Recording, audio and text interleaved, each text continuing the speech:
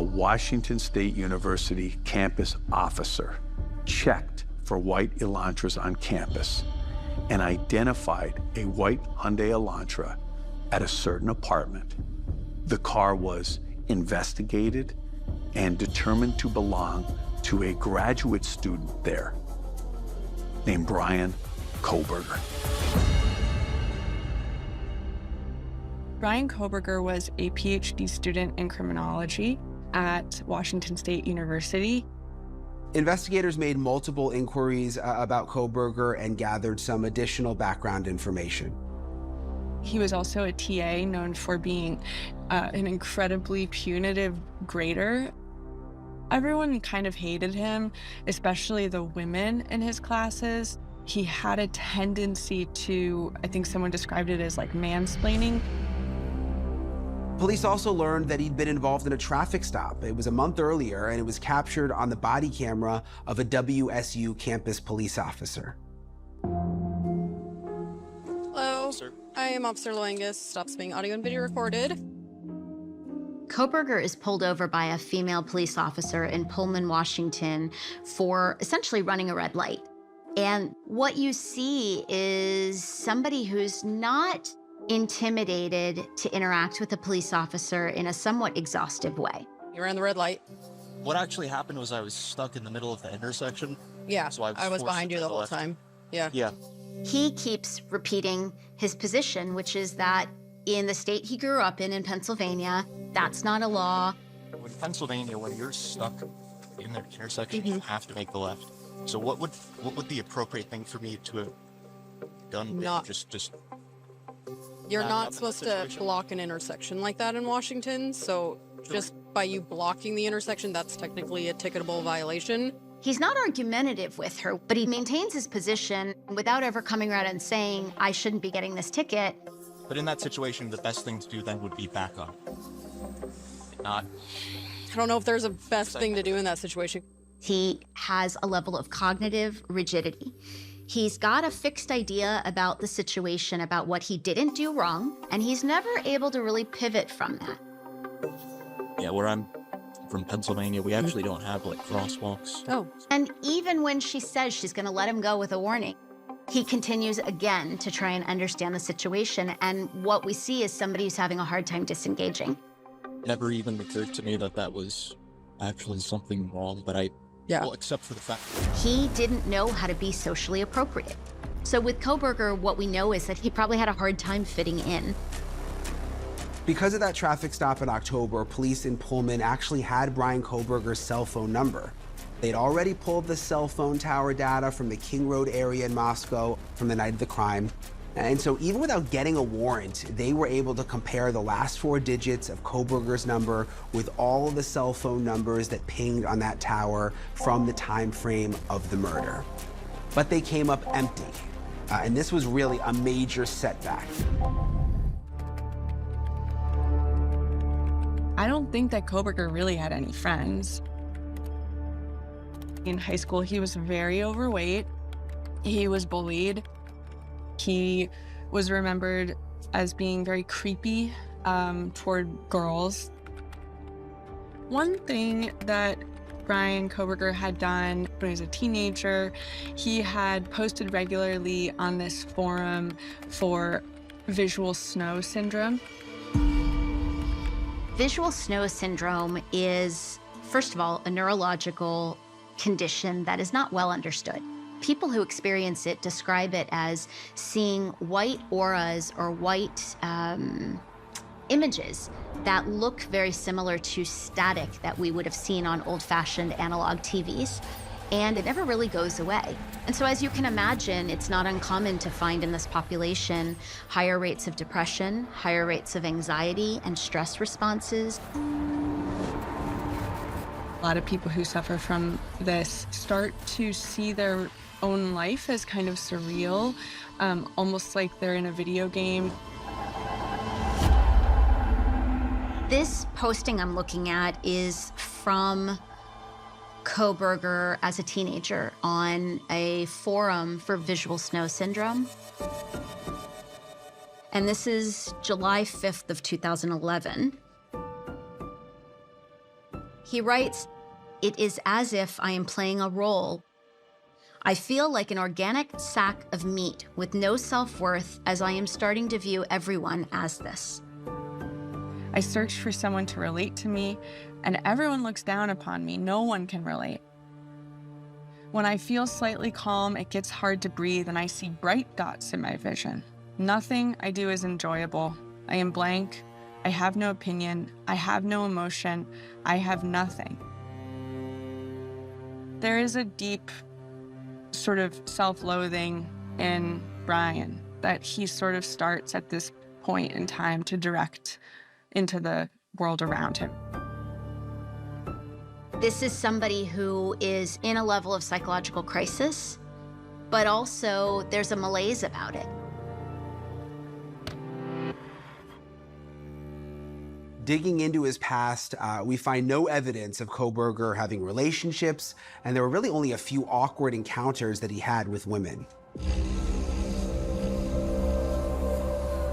He went on a Tinder date with a college student, and it was very, very bizarre. A woman came forward saying that they were watching a Netflix movie in her room, and then she was uncomfortable. She got up to go to the bathroom. He followed her to the bathroom, and she didn't know what else to do, so she pretended to throw up and made like throwing up noises until finally he left. And he texted her later telling her that she had like really nice birthing hips. He has a history of sort of misogynistic behavior.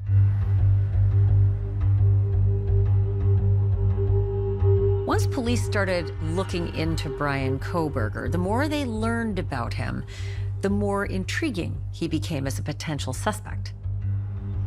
When Bryan Kohberger turned out to be a criminology student, that added an entirely new layer to the story.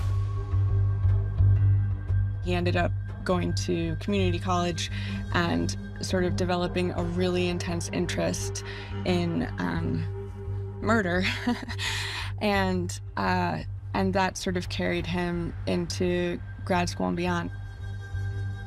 He studied under a very, very prominent professor who's a serial killer expert, and I think that that might have fascinated him. But he was known academically for having an interest specifically in crime scenes and DNA.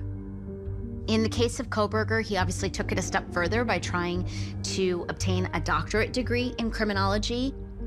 It's hard to know what his motivation and perspective was, but given how this individual seems to have a high need for specificity, for precision, while we don't know for sure, and it's speculation, it's not unreasonable to think that what he was really also trying to do was understand how to commit a perfect crime. By the second week in December, even though they had cell phone tower data which failed to place him at the scene of the crime, authorities, they were still keeping close tabs on potential suspect Bryan Kohberger. This was as the fall semester was coming to a close. He made plans to drive across the country home to Pennsylvania for winter break. His dad flew out to make the drive with him. I suspect that there was some type of physical surveillance involved, if not for the full trip, then at least a good portion of the trip. They were stopped a couple times by police in Indiana. He was right up on the back end of that van, pulled you over for tailgating. Is this your car? Okay, cool. Where are you headed?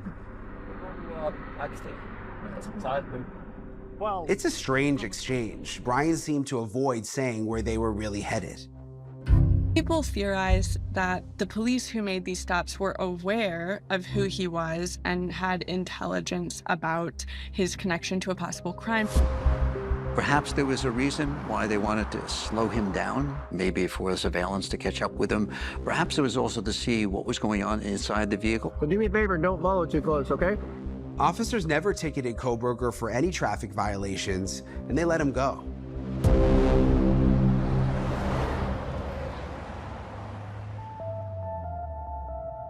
Upon arrival in Pennsylvania, authorities were keeping an eye on Kohberger as a person of interest.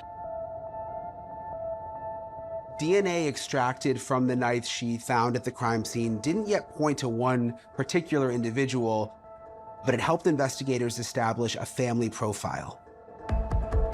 If they only do have that touch DNA and that one piece of genetic evidence, they are going to need other evidence to help back that up and tie a suspect directly to that crime scene.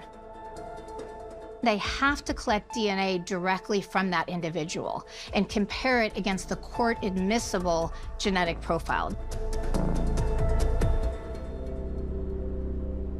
At the time, Bryan Kohberger was staying at his parents' house in a gated community called Indian Mountain Lake.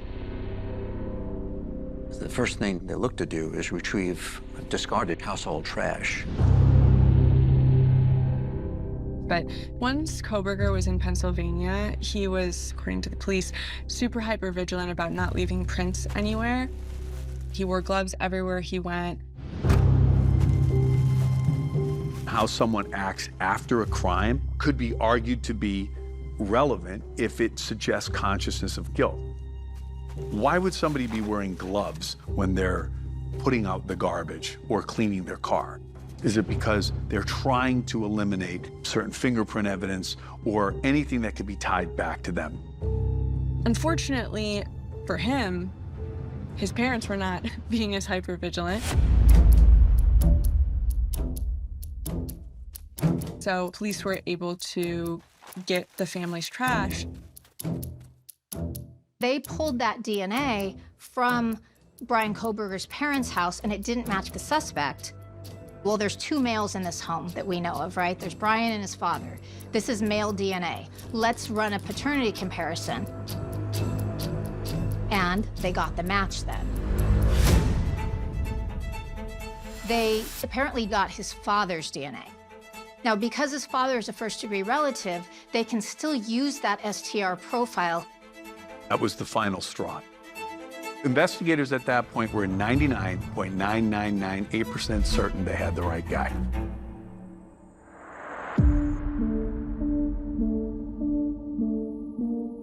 While investigators were following the DNA trail in Pennsylvania, police in Idaho were still troubled by that cell phone tower data from the night of the attack. But now they had enough other evidence to apply for a search warrant for Kohberger's full cell phone tracking data. Bryan Kohberger's cell records were a treasure trove of information. Wouldn't you know, Mr. Kohberger's phone was turned off at 2:47 a.m. the night of the murders. It also revealed that the phone was turned back on and traveling from Idaho back into Washington after 4:30 a.m. Now, why would someone turn off their phone at 2:30 in the morning only to turn it back on at 4:30? Anytime somebody turns off their phone, it suggests that they're trying not to be picked up by communications networks during that particular time. Prior to the murders, a continued examination of Bryan Kohberger's cell phone revealed that on 12 separate occasions, Mr. Kohberger's phone is found in the area of King Road, essentially in the middle of the night. Was he stalking our young victims? Was he preparing to commit the crime? And see, I look at that in those 12 occasions, and then I look at November 13th and I say that occasion was different, because when he left his house that 13th time at 2:47 a.m., he shut his phone off. Why? I think it was game on at that point. It was time to act. A SWAT team rushed from the forested area around the house and surrounded it, broke the front window. The sounds of shattering glass and breaking wood. He was found to be awake in the residence. A SWAT team from the Pennsylvania State Police, in coordination with federal authorities, served that arrest warrant. For a lot of people, there was sort of a sweet sense of justice. He's charged with murdering them in the dead of night while these kids felt safe in their bedrooms. And in the dead of night, the SWAT team came for Kohberger.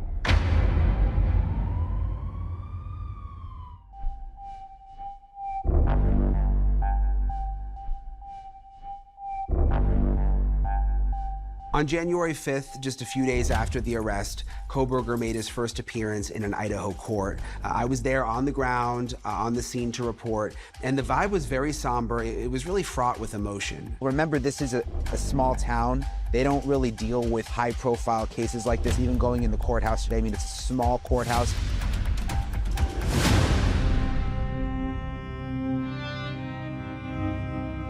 You could only imagine the tension in that courtroom as Bryan Kohberger makes his very first appearance to the world. And all you can hear is the sound of his shackles clanging across the floor. Bryan Kohberger never looked at the victims' families in court Thursday, only looking in the direction of his lawyer and the judge. Is Mr. Kohberger prepared to plead to these charges? Your Honor, we will examine in a second. Because Mr. Kohberger is standing silent, I'm going to enter not guilty pleas. When it came time for Bryan Kohberger to actually stand up and enter a plea, he wouldn't do it. He stood silent. So that forces the judge to just enter a not guilty plea for him. And there are a couple of reasons why a lawyer and a client might decide to do that, one of which is that you have the right preserved to question the mental state of the suspect at the time of the crime. And we don't know if that's why they did it, but it's possible. One thing that was clear after the initial court appearance, this would be a long and drawn-out process for the victims' families, and there would be no resolution anytime soon.